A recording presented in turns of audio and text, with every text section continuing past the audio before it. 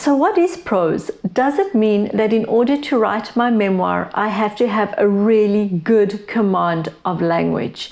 I have to know alliteration, be able to use metaphor, be able to be skilled in the compiling of sentences, structure, paragraphs? Is that really what makes prose prose?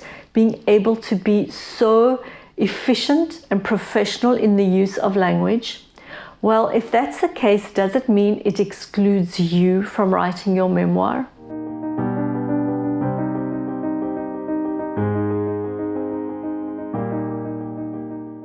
Hello, I'm Brenda. This is Write Your Story, and I'm here to help you to write your memoir. Prose is simply a word that describes ordinary language, the ordinary day-to-day language that gets used in writing and speaking. Prose is essentially the opposite of poetry. Poetry comes with its rhythm, its rhyme, its regulations, its format and its structure. Now, that's not to say memoir doesn't have format and structure as a genre, but the use of prose within that paradigm is just regular language. The word prose originates from a Latin word meaning straightforward. So isn't that excellent news for writing your memoir? You need simple, straightforward language to write your story, language you use every day. Now, I will say, of course, that written language does differ from spoken language. Take any conversation, take any happening that's easy to talk about, put it on the page, and you're going to find it doesn't immediately translate. It is going to be manipulated and changed in order to convey the essence of the situation, to convey tone, to convey setting and background. There are things that you have to put on the page that you don't need to do if you're speaking the language. But it still can be simple, straightforward language. In fact, the simpler the language, the better. The purpose of prose is to give you your own unique voice. As Mary Carr says, the secret to any voice is to sound on the page as you do in person.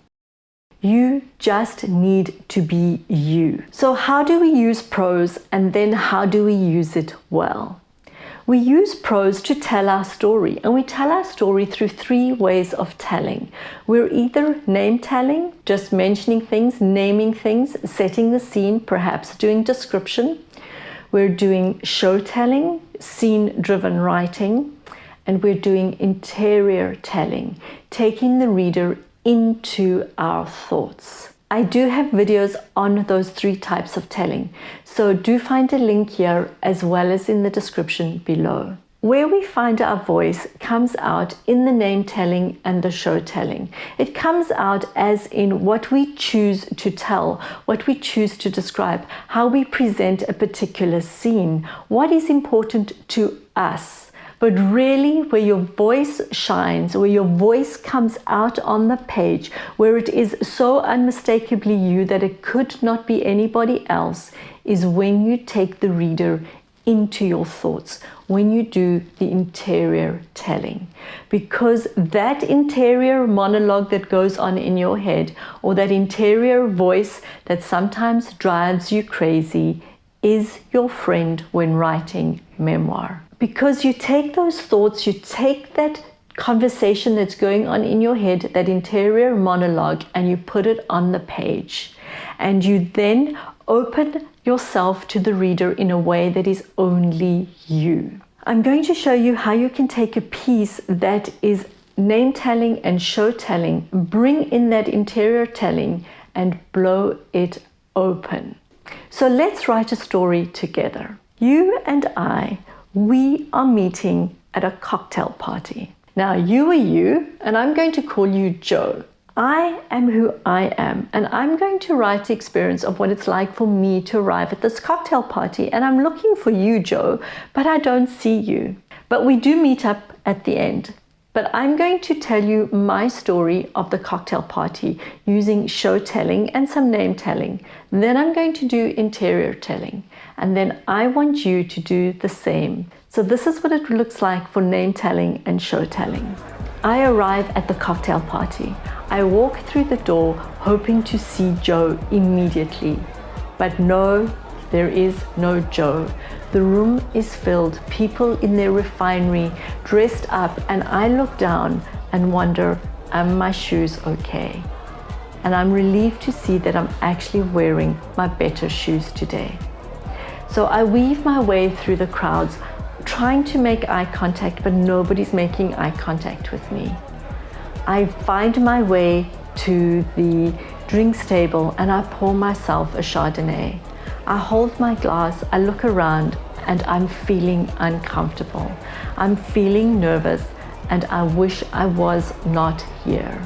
Everybody is clustered around, talking to each other, keeping themselves involved in their conversation, and I'm excluded. I decide to take myself to the window. I look out the window, I look at the view and at the ocean, and I position myself in such a way that my back is mostly to the crowd. Occasionally, I look over my shoulders thinking, where on earth is Joe? Right, not the best, but it gives you the idea. So that's what your first piece of writing could look like. Just like that. Not the best, but you've got the idea on the page. Now that's a bit of scene-driven writing, and of course if I wanted to bring in more detail, there's a whole lot more I could throw in there. But for the purpose of this video, you're getting the idea. Now let's bring in the interior telling, and you're going to see how it throws open this story because it's now going to tell you what's going on in my mind. I walk through the door into the cocktail party and I scan the room looking for Joe. But no, there's no Joe.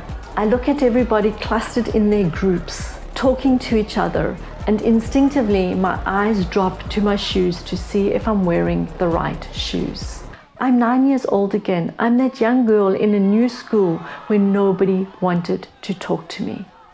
They kept in their little clusters, they kept in their little groups, and if I approached them, they would turn their back on me and keep talking to each other. And yet, the only time they spoke to me was when they would tease me about my shoes.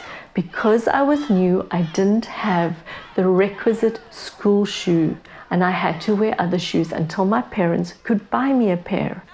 I find solace in the drinks table, and I pour myself a glass of Chardonnay. Turning around, I scan the crowded room again, and still no Joe. I move to the window and I position myself so that I can look out and put my back to the crowd. And I'm 9 again. I'm the young girl who went at break time and sat on a bench and looked out at the ocean, keeping myself company with my misfit shoes, wondering if perhaps I had the proper school shoes, the girls would talk to me. I sigh, glance over my shoulder, and there is Joe. Now it's your turn. What is your interior monologue? What are the thoughts that are going on in your mind that actually blows open your story, that adds your voice, that dimension to the scene-driven writing and to the name telling? That's what we're looking for. That's what gives you the edge in telling your story. And that is how you use prose to put your voice on the page. I will see you in my next video as we continue to look at writing our memoir.